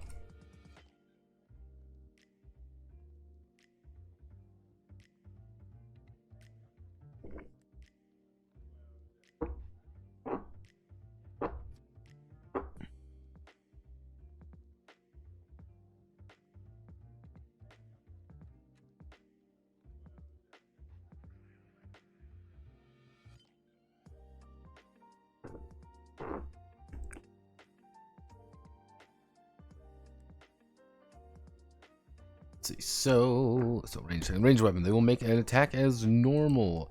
Now, they will make an attack. However, the defender, the defender may only choose to block. However, the defender may only choose to block, or may only choose to block or dodge the attack, and then block or dodge the attack.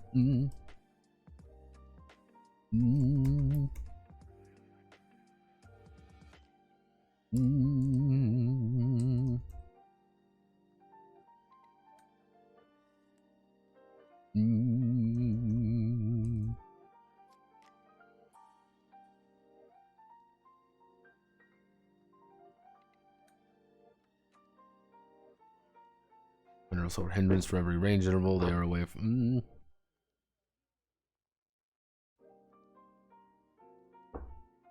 Yeah, so it's kind of like the idea of, hey, you can just soak arrows pretty easily, and that's what I'm probably going to do with shields, is like, you just get bonuses to defending yourself if you have a shield. Shields can't really do anything else, but shields are just allowing you to actually block things. But it's again, the idea of a shield is you are soaking up health, you're soaking up your arm to do something different. Your arm is now doing something different that it shouldn't be. And you can only use a one-handed weapon. You can't really use a big two-handed weapon. A big two-handed weapon is going to be able to tear a motherfucker in half. Range attacks are pretty simple. They literally just do the same thing. Actually, I should say,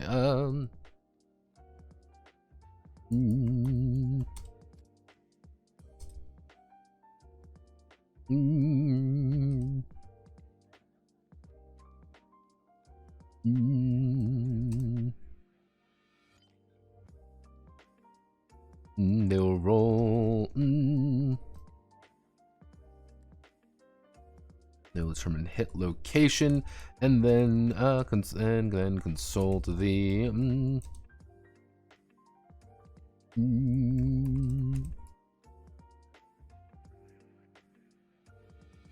Do determine the hit location and determine the exact striking zone. So it's kind of like, hey, you shoot an arrow at someone, and they're standing there. You can hit them in the kneecap just as much as you're going to hit them in the skull, kind of thing. You just roll. It's going to be rolling a d4, which is effectively roll a d12. And I rolled a 3, so I would effectively say, hey, 1, 2, 3, I hit you in the head, and my arrow hit you in the face. My actual broadhead arrow has successfully entered your face, and now you're going to have a bad time.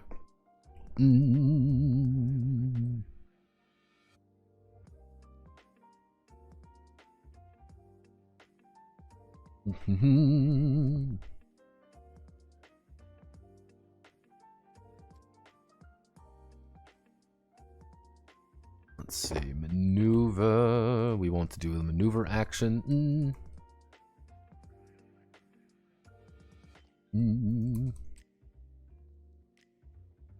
Begins to hustle every.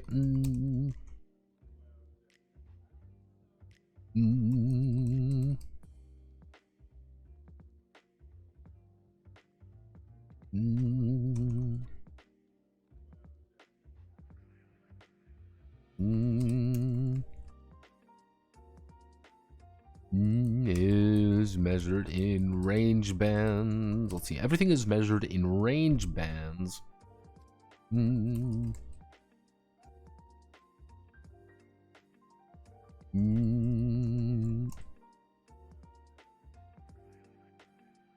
Really located from one. Let's see where each object is roughly located from one another.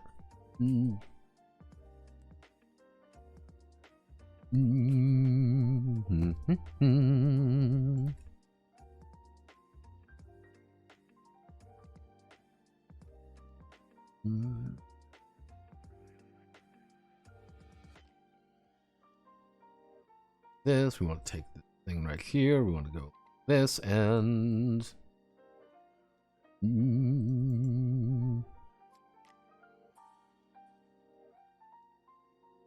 do is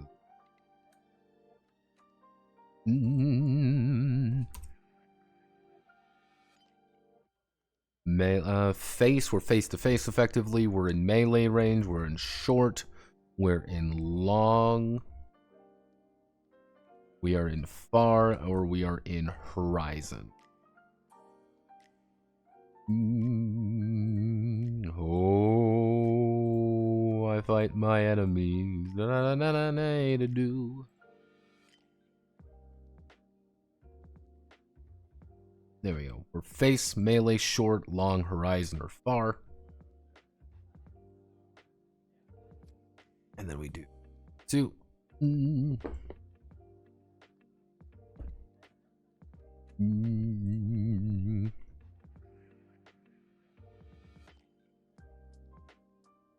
Each maneuver, each zone, each movement, each maneuver costs 3 stamina.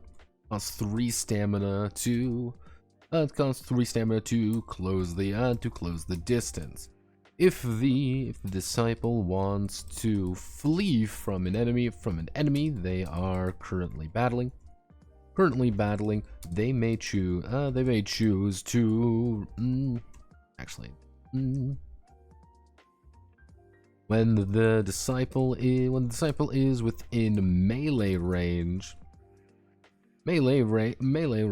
or short. Let's see. When the disciple is within melee range of a target, they are considered to be engaged. They are considered to be engaged during the engagement process. If one side attempts to flee.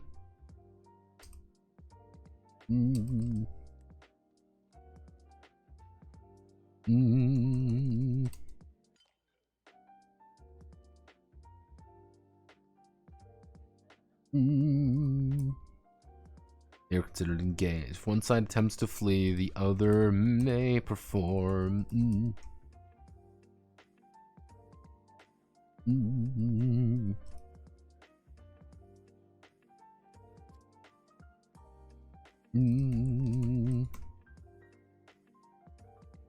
Let's see. Let's see. For each maneuver, it costs 3 stamina to close the distance. When disciple is within.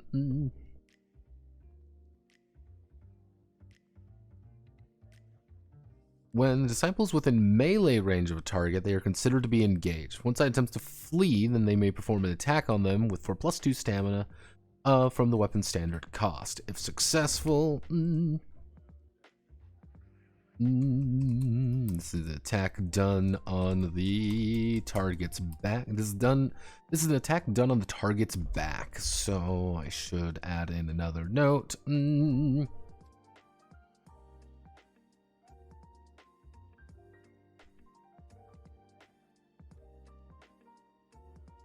Who's pinging me?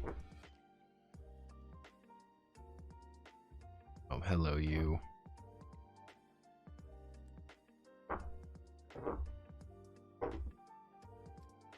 Let's see. Targeting the back mechanics. Location. We're moving.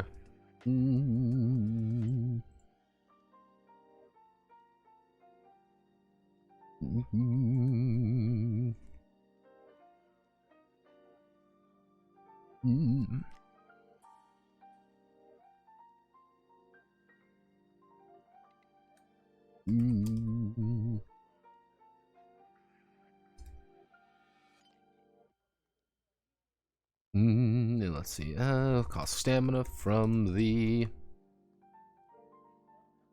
lowliest of.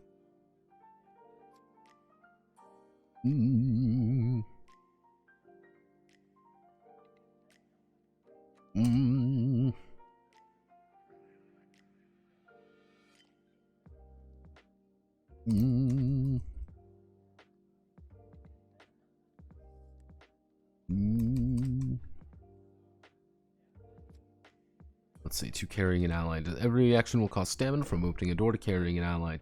Carrying an ally to safety.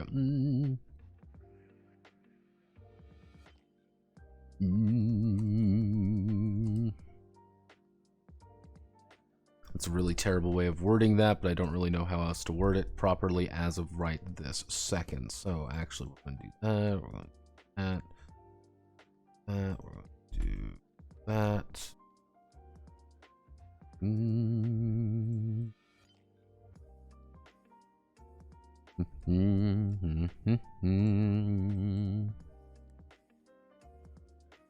Get rid of you. Son of a bitch, didn't mean to click that button. Go. It's you.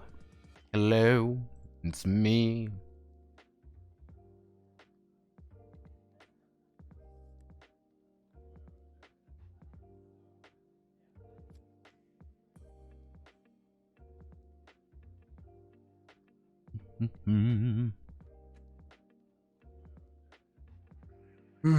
All right. Here's what I'm gonna do.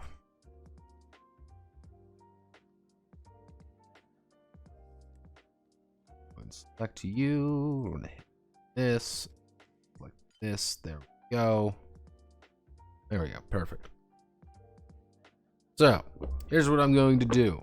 I'm gonna call it here for right now. We wrote a little bit too much. Probably on Friday, we will work on more combat stuff to get this done as perfect as possible. This is going to be a clusterfuck of things to do. So that's kind of the main goal for Friday, is I want to get combat done. If combat is done, we've done it. We have pretty much... The thing is, after combat is done, we've entered the home stretch, roughly. Because then it's... We already have this... We don't really need this, and then it's just blood, it's just harvest, just the harvesting in the Orgone. That is effectively going to be, how does harvesting work, how does Orgone work? It is, combat is the kind of the next big hurdle, you could say. Out that, of course, we have equipment, but equipment shouldn't be too difficult.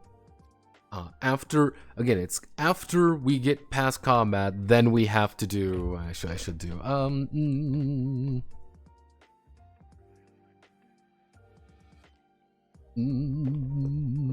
there we go. Yeah, after we get kind of that done and everything kind of clicks together, it'll be good. We might want to just hurry on to combat, to how weapons look, and then go back to combat and double check. It kind of depends on the situation. We're a little bit further in than I originally thought we were going to do, but the first two sessions of this were a little bit wonky, so we might just be delayed a little bit. I'm suspecting we could probably get this done in three episodes. At most, it'll be four more. So, thank you all. Godspeed, good luck, love you all, kissu kissu. I will see you on the flip side. Have a wonderful rest of your day. Also, video on Friday. Aha. Yeah.